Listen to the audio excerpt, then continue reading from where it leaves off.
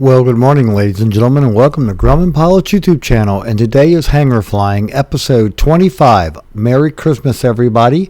We have a bunch of updates and changes that we're making to the Project Tiger. We're going to fill you in on all of those. And we also have a mixed bag of tricks. And like all things Christmassy, it's a very full bag of tricks. So stay tuned while we have some fun.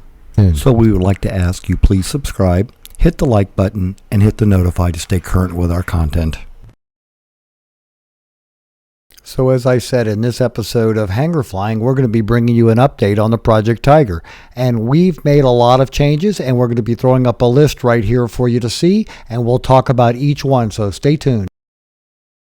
So let's talk about some of the things we're changing on the Project Tiger. One, we're changing the rudder tip, and then underneath it we're going to have a sun beacon LED. We're adding some different panel switches. We're also adding some fuse holders for the EIS that's going to be our electronic ignition system in our new panel. We have a power plug going in the back. We have some pictures of the radio stack and the radio stack up and running. We're going to be adding a trio autopilot to the aircraft with communication all the way to the back of the airplane to talk to the RTX 406 megahertz 345 ELT. Those are just some of the changes coming to the Project Tiger, so stay tuned. So we're taking the current red rudder cap off of the Project Tiger, one that basically looks like this, and we're going to be replacing it with a red rudder cap. And then underneath the red rudder cap in white, we're going to go with the Sun Beacon 2 LED. It's going to be fairly bright. This is a red one, but we're going to be putting a white one under the red rudder cap. So be staying tuned for all of that. We've already procured our cap, and we're waiting on the Sun Beacon 2 to arrive. Now, you might remember back a couple of episodes where we were putting a SureFly on the left magneto, and now we're going to be replacing it with a with an Electro Air EIS 41000 on the right magneto, and we're going to go back to a left mag on the left. It's only because personally I feel the Electro Air is a better system. That 70,000 volt spark gives you more fuel economy up at altitude, and that's what I'm going for. Now, as I said, we've been working on the new panel, and hopefully it'll be delivered later on this month. We're really looking forward to it.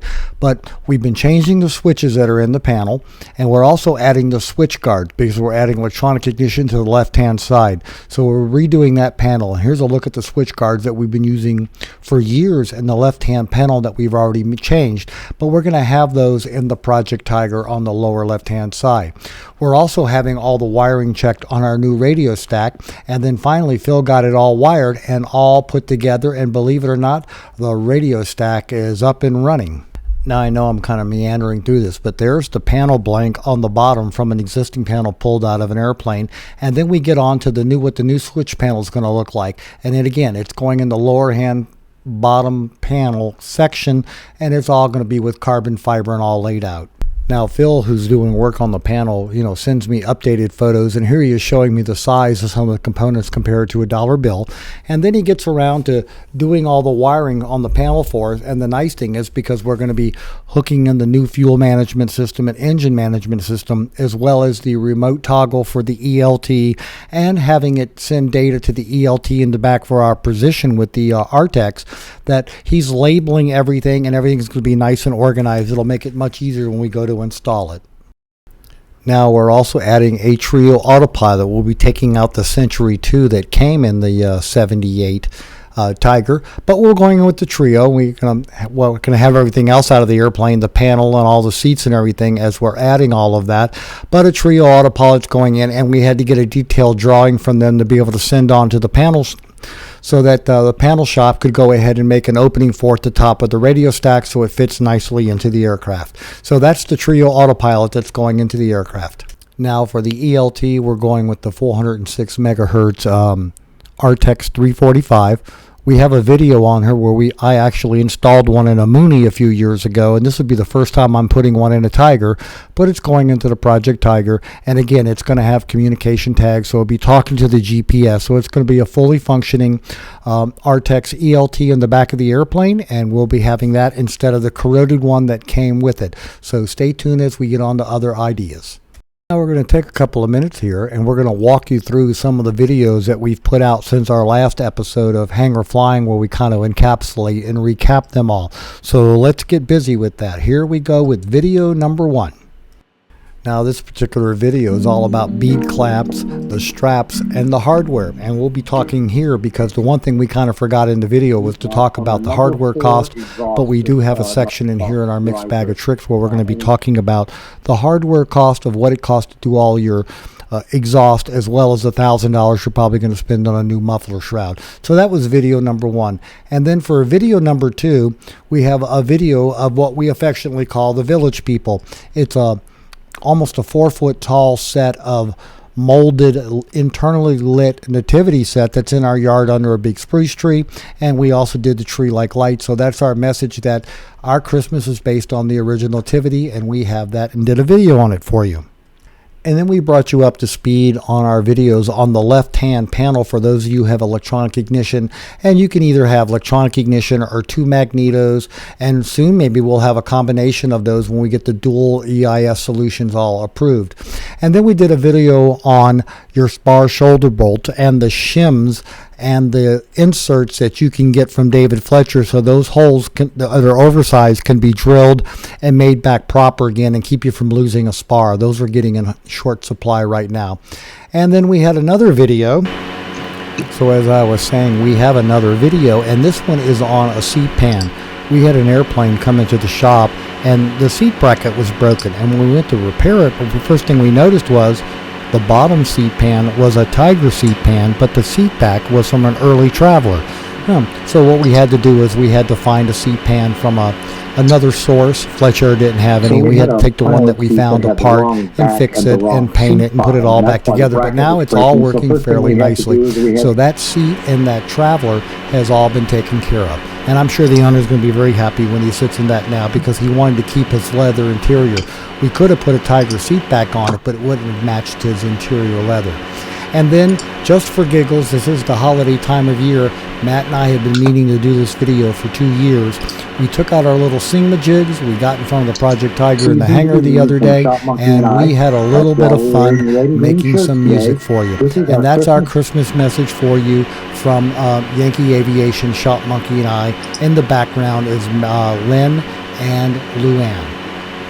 And then another video was from a viewer supplied us with the work that he was doing on the tail of his Traveler, where they removed it from the aircraft, stripped it down to bare metal, inspected it, put all the rivets in it, took care of the AD, and now are in the process of putting it back together. So that was another video we produced for you since the last episode of Hangar Flying has been put out. And then after that video, let's see what comes next here as I'm going along. Yes, we had an airplane that was having a very stiff yoke. The ailerons were hard to go from left to right in this 2-place Yankee. So what we did was we ended up having to disconnect the controls, and we found it was in one of the yoke sleeves, and we cleaned it all up and it's fine now. But that's only for aircraft that have to be sitting outside for long periods of time with no flight at all. That's where this one came from. And then we had a video where we actually took and put tape markings on the tail to show you where the 7 factory rivets are on the horizontals on either side. These do not constitute a repair, so they don't force you to have to go ahead and do the rest of the AD. Just wanted to call that to your attention. And then as we were going through some of the last stuff of Ken's inventory, we came across some of the yoke bearings. So for those of you who have older yoke bearings, we also have been selling the yoke bearings along with the cups, so that you can convert your earlier airplanes up to some serial number AA1B to the later ones, just like the 4-place and the later 2-places had. And then finally a video as we were going through stuff. We took one of our brochures and we scanned it in and did a video of one of the original Yankee brochures from 1969. Marketing was really good and hot on the airplanes back then, and it sort of kind of is going to be inspiring a summer event party to celebrate 1969, psychedelic summer and the year of the Yankee. And then we had a video here. Well, anyway, this video was fun from back in 1969 where the raw footage was shot, but it's basically 9 cool places to fly on your way to and in Alaska. And you know, here's a perfect example: taxiing on a road. You don't get to do that here in the lower U.S. Unless you have an emergency, ladies and gentlemen. But anyway, that was just one of the videos we produced since the last Hangar Flying. And then we also produced a really just quick thank you with a little bit of humor in it Thanksgiving message that I did back in Thanksgiving. We found out then that you can't do holiday messages on the Grumman gang, but you found the video anyway, and we're talking about it here, so you'll find it again maybe. So that was another video we did since the last episode of Hangar Flying. And then after that video, we made a video where we took the comments of the safety director of GOPA, the current safety director, Bob Reed, and he had made a forum post on the GPA a number of years ago, right after we had installed the electronic Electro Air 41000 in his aircraft, and we basically just read you his comments. So that's another video that's been out there for y'all. And then finally, another video coming up was a Maynard Crosby STC, but it's to do a flush lower cowling on the two-place aircraft so that you have the exit ramps up in there like the four-place airplanes. Supposedly makes the airplane look better, and if you talk to Maynard, it makes the airplane faster, but that's not been the case with those who have done this modification. So again, it's a perfect example of buyer beware. And then we did a video on a how-to where a person who was in the process of doing this modification for the lower cowling sent us all the pictures, and we were able to walk you through it, as well as to look at some of the plans and drawings and templates that he made to do such a nice job on it. And then we have been in the parts business, it seems.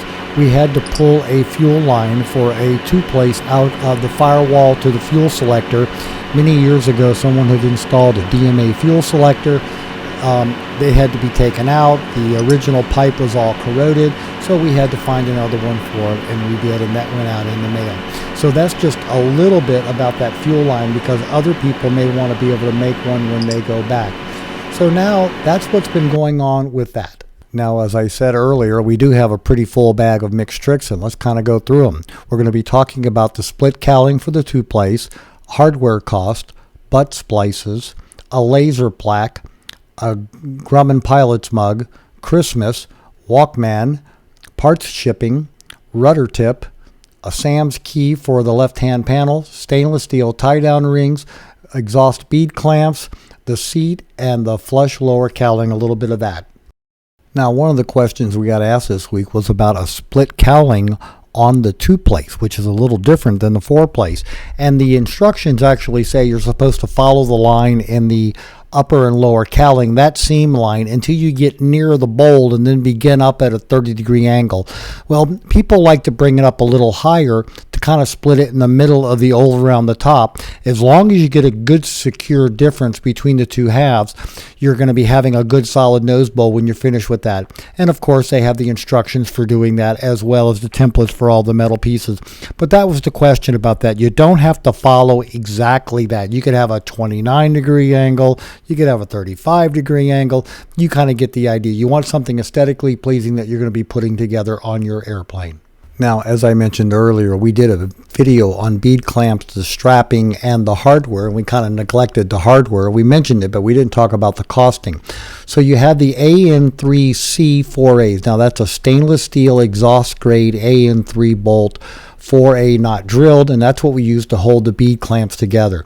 They don't look like much, but the nice thing about that stainless steel is they last a lot longer than the normal cadmium plated ones. And then to mate with those, we also have a bag of the washers, which are out of stainless steel, and those are the AN960C10. And so that's another stainless steel bit of hardware. Now, you don't really get stainless steel hardware for the blind captures, but these are the the AN363-1032 stop nuts. You can't use an elastic stop nut on the exhaust because it'll melt the nylon. And guess what, folks? You won't have an elastic stop nut anymore. So we looked at all of that hardware, and we talked about it in the video, but the one thing we forgot to do was to give you the prices. So now we're going to go ahead and remedy that, and we're going to go ahead and tell you what they're going to cost. Well, by the time you factor in shipping and everything, the bolts are going to cost you $1. The metal lock nuts are going to cost you $1, and the washers are going to cost you $10. And you add up all the bits and pieces to replace those bead clamps, it's going to cost you $35.20 from Aircraft Spruce. Oh, and by the way, the original not lasting as long hardware is about $32. So for an extra $3, you get much longer lasting hardware. Well worth it in my book. So we're going to do the same thing for the bead clamps. You know, a bead clamp, the set is $46. That's two of the halves that we sell. You can buy them individually if you just lose one. But, you know, you add all that up, there's $180. And by the time you do all the hardware, you know, you're looking at close to $200 in hardware to replace it all on your exhaust system. And that's in addition to the $1,000 or so from Dolly or aerospace welding, where you get a new muffler, or even from Fletch Air. You're going to have some money invested in your airplane at that point. Now, I want to talk a little bit about electrical butt splices for our aircraft. You can go to Edco, and here you go, go to Aircraft Spruce, and you can order them singly. They're like 68 cents. Or you can go to the Napa website, and you can order a bag of 100, and they're 78 cents. It's cheaper to buy the aviation one. Now, the aviation ones are a little bit different. In the ends of those, there are ridges so that when you clamp down, it really grabs the wire firmly, keeps it from pulling out. So here's an example for you that it's cheaper to buy the real aviation part than it is to go to the Napa aviation aisle and buy some electrical connectors. And these are all by Edco, and these are the 320559 butt splices, but we use Edco for all of our butt splices as well as all of our other electrical connections. So avoid using the car ones. The car ones don't grip the same way. They're also not insulated as well. And also, too, they're not legal to use in your aircraft. So, again, don't use them. I had this sent to me by a local Yankee odor, but someone took a piece of wood in a laser printer and made this really nice display plaque to go in front of their aircraft. So congratulations, Tim, and thanks for the hint. I'm sure somebody will figure it out, and people will be able to make more of them. And then one of our members was flying his airplane the other day and sent us a picture of him using his Grumman pilot's insulated mug in flight. He also likes to mention that if you set it on your wing root and start up and blow it off the wing, it's durable enough that you won't destroy it. So another plus for the stainless steel insulated mugs that we sell for the Grumman pilots. Well, it's that time of the year, and it wouldn't be proper if I didn't give some images from the Christmas season. So let me start off with Lucy. This is Matt and Lynn's puppy. She's getting kind of big. You might have remember her from the videos, but that's the dog. And then we also have the Singamajigs here. They were available on Amazon for a while. Some people are finding them on eBay, but they are what we used to make the original Christmas video we did just a couple of days ago. So that ought to help you out finding those. And then every once in a while you get a surprise this time of year. A guy I used to work with who had no idea years ago that I was a pilot sends me this on my Christmas card this year. I just thought it was pretty serendipitous. So I'll just share that little snowman salute with you at this time of year as he salutes as somebody passing by. Hopefully it's Santa with a bunch of stuff for you this year. And as you would expect, Luann and I put up a very small tree this year in the den next to the fireplace. Can't have a big one. Don't want to have a fire hazard. We just got through doing the windows and siding on the whole house. Would hate to lose it, but that's our little tree. Then Matt Wing gave me this before the Christmas season. It's an early Christmas present, but it's a little display. And as you can see, cats being cats, they like to stop the propeller and see what's going on with it. So all in all, not too bad when you have something like that. I thought I would also share this little present from you. We have some friends that are from Portugal, and one of their traditions is they take baked goods, they put them in these little pyramid-shaped things, they put a leash on them, a little loop, and they hang them on the tree so that when people show up at the house to say, oh, it's Christmas time, they pull one off the tree and go, here, Merry Christmas, enjoy a treat. And so there you go. I thought I'd share that with you for those of you who have not lived in Europe.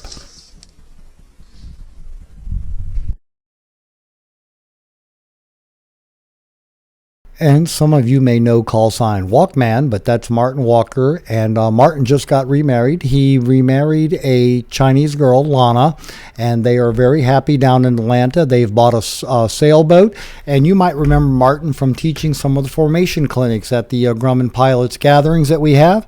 And I guess Wiz is going to be flying solo this year if he teaches a formation class before Oshkosh. So that's the latest news on Walkman.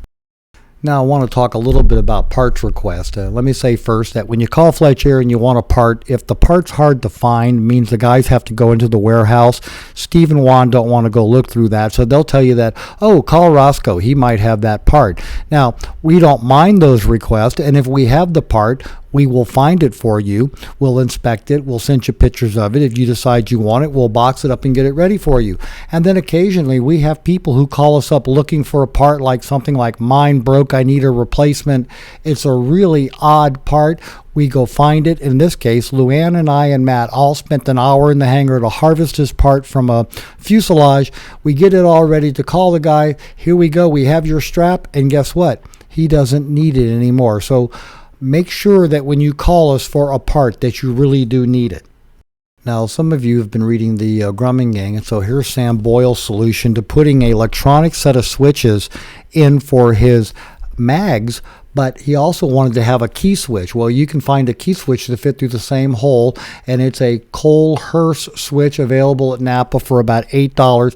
It can go in, and then you also have a key switch now, which will affect the fact that you may or may not be able to power your electronics in your magneto because you have a key switch. And that's for people who live in parts of the country where a secondary method of stopping the aircraft is required. Locks to get into the airplane and a lock on the ignition. If you don't have the ignition lock, then you've got to put a lock on the propeller.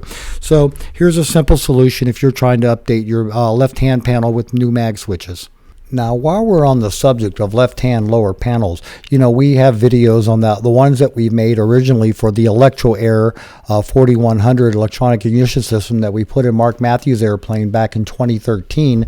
But the nice thing about this is that we have all those files now. We have them in a zip file, and it's on the Grumman Pilots Association on the bottom of the info page. It's a download, and in this files you have the templates for cutting out the metal that you need. You also have the CAD files that work with the CAD system from Front Panel Express, and you can make any modifications you want to that panel. You can change some of the lettering, you can change the font of the lettering. But also in this package, you also have the here it is, the template for the magneto. You also have the template for the electronic ignition switches, as well as having a list of all the parts that you need. And then we also maintain a list of instructions for installation that it's ongoing. So as things change, we update those. So that's all available on the Grumman Pilots Association website under the info tab, and it's on the bottom of the page. And again, a download of a PDF, a zip file for all of this. Now, right after we did the video on the exhaust bead clamps, the straps, and the hardware, Barry Chopped Liver sent me these pictures of how he modifies the straps, and he goes, it's a little bit more complicated, but it's rock solid. You can shake the whole airplane with that strap. Well, I'm not secure. I need a strap that's secure. I do like the joggles that we've produced. They do hold them firmly, and you don't need all the additional hardware down there to do it. But good job, Barry. Maybe somebody will check it for airworthiness. I do not know. And then another item we had this week were the stainless steel tie-down rings. We got them back in supply. We did a video on them for you. But these are solid stainless steel tie-down rings, and that's a nylon clocking washer, so it compresses a little bit so you can always have them in the slipstream really well. But they are made out of solid 3/16 stainless steel. That means they won't rust, even in a saltwater environment. I mean, years ago, I bought one from Fletch Air in 1992 for my Traveler. It was chrome plated, and I put it on the tail, and it looked really nice until it rusted and looked really ugly. So you can get these from the GPA, and we have them in the company store. There's been a lot of questions we've been asked lately about bead clamps, and that's why we did the video on the original ones that came on our airplane. And this is the new improved DEL 099-005-100 clamp that you can get from Aerospace Welding Incorporated, and it's a really nice clamp. And that extra sleeve, if you get it down in there really nice and snug with new hardware and bring it in nice and close, maybe using a little Walker acoustical seal to snug it up, you'll find that you have a clamp that won't leak for quite a while, and it'll be good for several years. Now, we did a video on the mismatch between a Traveler seat bottom and a Traveler seat back replaced with a Tiger pan, and the problems that it caused. But it also helps illustrate the difference in aircraft. We had two airplanes come in the shop about the same time. One was going to be an owner-assisted annual. It's an airplane that we maintain regularly. We know it's in really good shape. 14 shop hours later, the three of us had it going out the door to go home. Now, the other airplane coming in, well maintained by another shop, about 75 shop hours to get it out, and we had to fix a lot of stuff that was not proper. So maintain your aircraft, folks. It will save you a lot of money down the road. Now, one of the comments we got from somebody doing the flush lower cowling in their aircraft was they originally communicated with Maynard. They bought the FTC. Maynard's not very good on information and drawings, like here's his drawing, and then he'll send you a couple of pictures he did on his airplane years ago. So that's what you get. You get two pictures, you get the drawings, and then it's up to you to figure it all out. So thanks to the guys in Colorado for sending us all this information all fleshed out so that we could pass it on to you, so that for those of you who want to get it, now you know where to go to find it. Now, here's another mod that I've heard about. If you want to take your yoke off of the control shaft and you want to put a stick in there so you can kind of feel like you're flying something else, well, there you go. How to convert it to a control stick. And there's all the paperwork, the back of the 337. And again, you've got to get this approved by your FAA. There is nobody that has an STC for that. But again, it's another modification that you might want to have on your aircraft. Me personally, I would like to have this stick on the side like the Cirrus's, but that's just me. Now we're going to talk a little here about black or ultraviolet lighting. We put glow-in-the-dark chips in the floor of our hangar, and there they are glowing in normal light after they were charged for just a few minutes with that UV light. So we've been playing with UV light, and here you can see the light in the bathroom glowing at night as we were trying to charge the floor. We didn't know if it needed all night or whether we could do it in a few short minutes. But we are going to be having a black light party for the psychedelic summer of 1969, where the Yankee came out and psychedelic music was playing. We're going to have a black light party during the summer gathering in T11 hangar this summer. So be planning on that, and we'll be showing you some of the other stuff we're getting in terms of posters and lighting and all for the party. And here's some of the stuff that we're collecting for the summer party. We've got black lights. We have tapestries for black light. We have a bunch of posters that are being flattened right now. We have a number of LEDs that are UV. We have face paint. We have regular paint that glows in the dark. We have neon paint. We're looking for party favors, like you saw the squirt gun, but we're also looking at things like hors d'oeuvre things and all made out of glow in the dark stuff. We bought some gray parrot neon tape to make some stuff with. So again, we're collecting stuff for the party, and we should have it pretty well decorated come the summer event. So see you then, folks. You might have noticed in some of the videos that I dress kind of comfortably and in casually here in the home, where I actually have a blanket on my lap so nothing falls onto my chair. But I was looking at this the other day when I saw a smiley face in the rug, and it was only because the camera had been laying right down on it when I was picking it up. But as you back it away, you can see the size of it, and it's just one of the snowflakes that are on my blanket. So I thought I'd share that little bit with you. Now, as part of a consolidating move to try to get just one machine that I use for everything, I was going through some and found some software I wrote on a Windows machine when I worked for the Naval Research Lab back in 1988, 1989 timeframe. And that was when I had to figure out that when you do plotting on a screen, it's like a flat sheet of paper, and then you have to decide whether or not you're going to put the Mercator projection in for the latitude you're at so you have a more realistic looking map. And this was, again, for some software I wrote for cross-country planning back about 1989, and I'm going to be converting that to Python, and we'll talk more about that later. Now, one of the things that we do at therapy is we have conversations back and forth. We talk about different things, and we were talking about Barbies and Matchbox cars the other day. And do you know that the original Matchbox cars had to fit in a Matchbox so you could take them to school with you in Great Britain, hence the name. So we thought we'd pass that on to you. Oh, and by the way, that's a picture of an original English Matchbox, and that's a standard size, and those are the Swan Vesta matches. Now, at every annual, you should look up your exhaust pipe with a bright flashlight and look at your muffler core.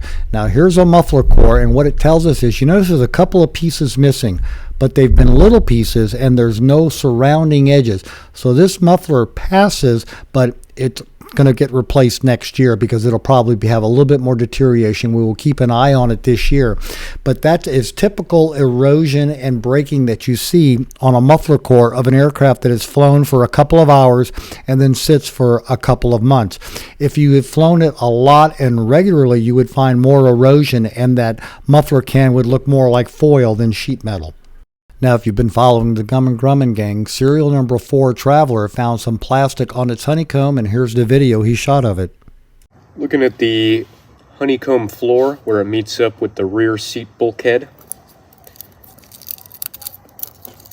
you can see the plastic goes underneath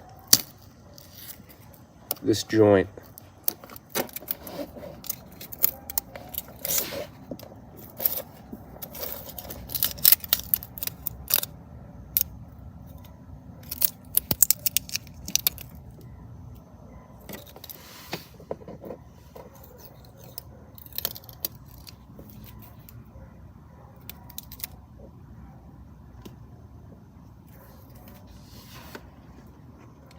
Looking underneath the rear seat at the honeycomb floor, and this is all covered in plastic. You can see some areas where I've sanded it off, but you can see it actually has a slightly different color, and I believe someone actually tried to iodine it. And the bulkhead just in front of the flap torque tube is raw aluminum. I've seen serial numbers 1, 2, and 3, and I did not see anything like that, and I've seen later serial numbers. So take care of your airplanes, folks, and give them a good look. Now, also, too, from my desk the other day, I found my old Dunhill lighter. This is from the 1960s. It's a Blue La Paz Dunhill, and I hadn't been using it because one of the O-rings had burned out. And you can't send it to Dunhill Repair in New York City anymore, so I had to send it to a gentleman in the Philippines, and the first picture there is it going off, and the other ones are it now working, and it'll be coming back to me in the mail very shortly. Now, I used to have a Nissan back in the day, so in 1970, I had this keyring given to me by Datsun, but that was also the year I saw my first Yankee, a 1969 Yankee. I saw it in February. It was coming through New Orleans, and it was a pretty airplane, but there's a keyring from the same vintage. And how many people remember the Datsuns, which are now Nissan? Now, also at this time of the year, we were able to find an electrician to able to come into T11 and take one of our panel boxes and run us. We have 12 home run quad outlets around the hangar now, so we have plenty of electricity. It fills our panel box for the downstairs with 12 circuits, and there's a picture of it. So we've got all that done, so now we can get onto the mezzanine. But the big thing is that now Matt and I can begin moving the shop down to T11. That's going to make Matt very happy because we have a radiant floor in there, and he wants to be warm when he works. Now, here's a comment we got from our viewers. They noticed that by the fireplace on the right-hand side, we have a Bigfoot crossing, and they were wondering, why would I have that sign?